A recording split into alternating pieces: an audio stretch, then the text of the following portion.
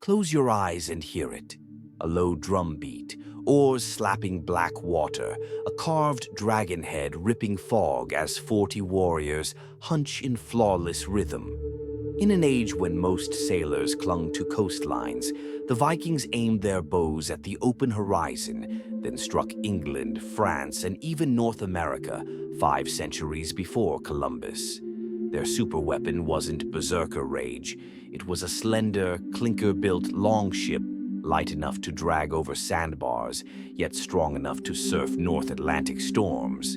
Over the next 22 minutes, we'll watch that wooden missile evolve, decode the maths behind its speed, meet the craftsmen who shaped its bones, step onto its deck during a night raid, and follow its wake all the way to a burial mound. Grab your sea cloak. We cast off now. The long ship begins in a forest long before it tastes salt. Norwegian shipbuilders walked the woods the way poets walk libraries. They chose straight grain spruce for outer planks, knot free because knots split when rivets bite. Oak knees, grown from natural branch bends, became ribs without a single saw cut. Pine supplied the mast, tall, light, resinous. Trees were felled in deepest winter when sap slept and fungi starved. 6 men with axes could drop a 20-meter oak and split it into radial wedges using iron wedges and wooden mauls. Sawing across grain wastes strength, riving splits along fibers, producing boards that behave like springy rope. Every plank knew its future neighbor. Master builders laid them edge to edge on frozen ground, eye-measured curvature, then shaved edges with broad axes until they mated like puzzle pieces. Archaeologists measuring cut marks on the Oseberg ship found tolerances under 2 millimeters along a 9-meter plank, achieved with nothing more than an axe and an eye. Raw timbers soaked in seawater and alder bark to leach out sap sugars, then dried under thatch. Tar, pine resin boiled with charcoal, soaked into every hairline grain. Iron rivets forged from bog ore pinned plank overlaps, the trademark Clinker pattern, each board overlapping the next like fish scales. A 23-meter warship might swallow 6,000 rivets, yet weigh barely 7 tons. Builders kept no drawings. Proportions lived in muscle memory. Keel equals beam times 7. Mast step sits 1/7 from center. Freeboard equals a warrior's shin height. The result was a hull that flexed with waves instead of fighting them. A living creature, not a rigid box. The keel was the ship's spine, one colossal oak beam, sometimes scarf-joined from 2 timbers, but preferred whole.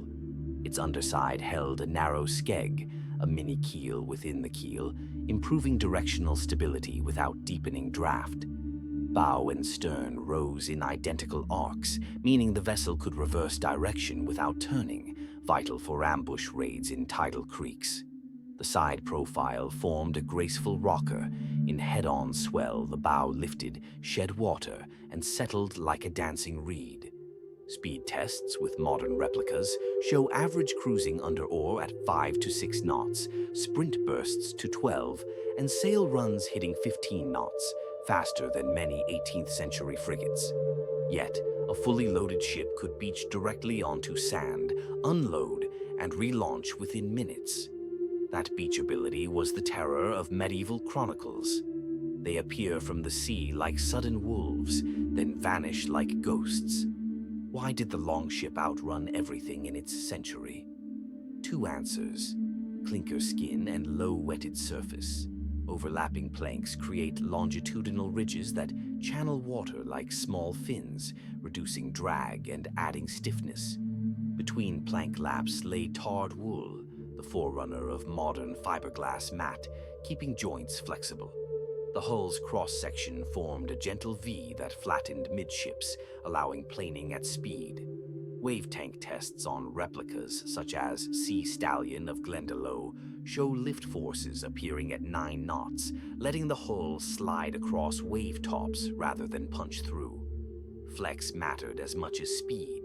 A rigid Carvel hull fighting waves snaps rails. A Clinker hull flexes, diffusing stress along hundreds of tiny overlaps.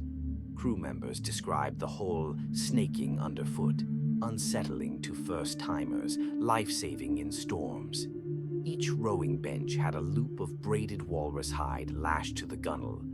The oar shaft rested in the loop instead of a creaking wooden notch. When soaked, hide swelled tight, holding the oar yet whisper quiet. Perfect for night raids. Chronicles of Paris in 845. AD note, black ships glided up the river in silence until their prows kissed our walls. That stealth began with animal sinew. The rectangular wool sail looked crude beside Mediterranean lateen rigs, yet it packed genius. Thread spun from sheep fed on seaweed carried extra lanolin, repelling water. Women fulled the cloth in cow urine for a shrink-tight weave. Seams were edged with leather bolt rope to prevent stretch. Reef lines laced horizontally. A single pull could spill 30% of the wind, vital when a gale slammed in from beyond Iceland. The mast stepped through the keel into a mortise and locked beneath a horizontal beam called the mastfish. In heavy weather, 2 crew wedged wooden blocks under the mastfish, tightening the joint. A single lightning snap of the mast could doom 40 men. By doubling the load path, mast into keel, mastfish into sheer strakes, Vikings engineered redundancy centuries before slide rules. Longship life was wet, cold, and smelly, yet surprisingly democratic. No cabins. Warriors slept on sea chests that doubled as benches. Sea boots were stitched seal hide, water repellent and supple. Each man carried his own bag meal: dried fish, rye bread, smoked lamb. Cooking happened ashore. At sea they chewed cold fat and toasted barley on shield-held embers. Shifts ran 6 hours on oars, 6 off.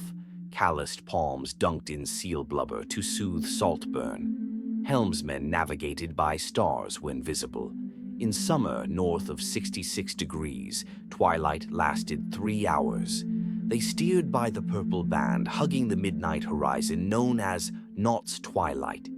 Discipline was contractual. Crew joined under a felag, a joint venture oath, splitting plunder by rank. Cowardice docked shares, heroics earned extras. Sagas hint that certain voyages included women, shield maidens, traders' wives, prophetesses called volur. The Oseberg burial ship carried 2 high-status women, suggesting they sailed, not just waited at home. Archaeologists found spindle whorls on the Gokstad ship, evidence of woolwork under open sky, rewriting the notion of an all-male deck. Magnetic compasses reached Scandinavia only after 1200 AD, yet Vikings crossed 2,000-kilometer gaps. A sun shadow board, a palm-sized disc with a central peg floating in a bucket, gave noon latitude, shorter shadow, farther north. The famed sunstone crystal, Iceland's spar, polarized skylight even in fog, rotate until 2 light bands equalize, revealing the hidden sun. Combined with wave memory, crews memorized swells radiating from Greenland ice versus Scottish cliffs. They triangulated like living GPS. Seabirds offer dynamic beacons. Arctic terns migrate in figure-8 loops. Norse lore says, follow the silver scream to Summerland. That scream pointed southwest toward Britain each autumn and northeast home in spring, embedding biology into cartography. A raid unfolded in choreographed minutes. At dawn, crews beached the hull high, keel supported by shields used as rollers. 10 men stayed as ship guards, 30 formed a shield wall. A runner cut local horses' tethers, immobilizing resistance. Axes shattered monastery doors, silver chalices, gilt gospel covers, and captives wrapped in wool blankets became cargo. Fires set behind generated smoke that cloaked the retreat. Extraction used greased rollers, ropes pulled until the hull floated. With the tide turning, sails unfurled, and the longship vanished before mounted levies could muster. Chronicler Alcuin asked, "What terror is this, that barbarians reach God's house so quickly?"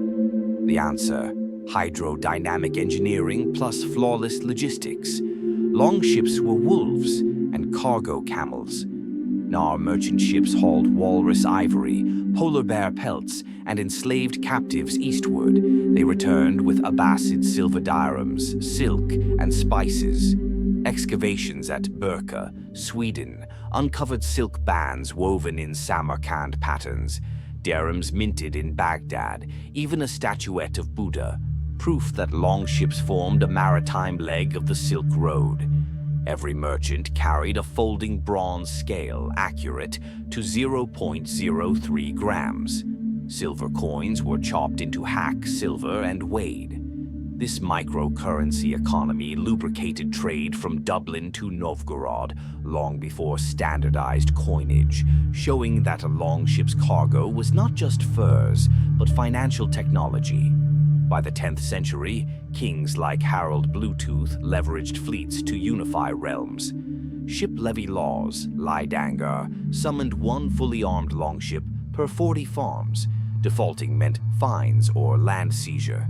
Ships thus became census, tax unit, and war machine in one. Bluetooth's bridge building in Denmark used ship levies to transport timber, binding infrastructure to naval obligation. The mobile state. Chroniclers describe fleets lashed side by side across wide rivers, acting as pontoons so cavalry could cross, then unlashing into attack squadrons. Flexibility again. Roads on water. When a chieftain died, his ship became his coffin. Oseberg's vessel, buried in 834 AD, carried 2 women, 15 horses, 3 dogs, and hundreds of carved goods. Iron nails were backed out. The ship was lowered into a pit on oak sledges, then covered by a turf mound. Symbolic journey into the Earth Sea. Grave robbers took silver but left wood. The preserved hull let modern carpenters resurrect skills once only told in sagas. Sagas say sails become sky in Valhalla, oars the sunbeams. Burying a ship gave the dead a personal cosmos. Not every burial survived. Many ships burned. Pine tar and wool sails made enormous pyres. Arab diplomat Ibn Fadlan described rust ceremony, ship hauling, animal slaughter, sacrifice of a slave girl, then torching, smoke spiraling like a dragon to heaven. Fire or earth, the hull remained a passport to eternity. By 1100, European defenses adapted. Stone keeps lined coasts. Towns stretched chain booms across rivers. Improved crossbows outranged shield rails. Meanwhile, Baltic Hanseatic cogs carried triple the cargo with half the crew. Long ships shifted from war spearhead to coastal ferry. Yet fishermen in Lofoten still sail clinker boats. Every modern lifeboat's overlapping hull owes debt to Viking design. English nautical jargon drips Norse. Starboard, larboard, keel, hull, rudder. SpaceX heat shield tiles overlap like clinker planks. Engineers rediscovering flex over force. Carbon fiber racing shells copy plank overlaps for elasticity. In 2023, the replica Draken Harald Horfagri crossed the Atlantic, averaging 9 knots. Proof that millennium-old tech still rivals modern sailboats in windward reach. Tree-wise craftsmen, overlapping planks, hydrodynamic rocker, sun crystals, modular crew contracts, and a cultural blend of trade and terror. The Viking longship was less a vehicle, more an ecosystem. Weapon, freight truck, social contract, and myth factory sailing on one hull. If this voyage stirred your sea legs, stay on deck. Tap the playlist on screen. Next episode, we test Viking berserker mushrooms versus Hollywood hype. Vote in the community tab whether you'd like a deep dive on sunstone navigation or Viking tax economics next. and hit subscribe for weekly expeditions into the strangest tech every civilization ever launched. Skål. See you under the next sail.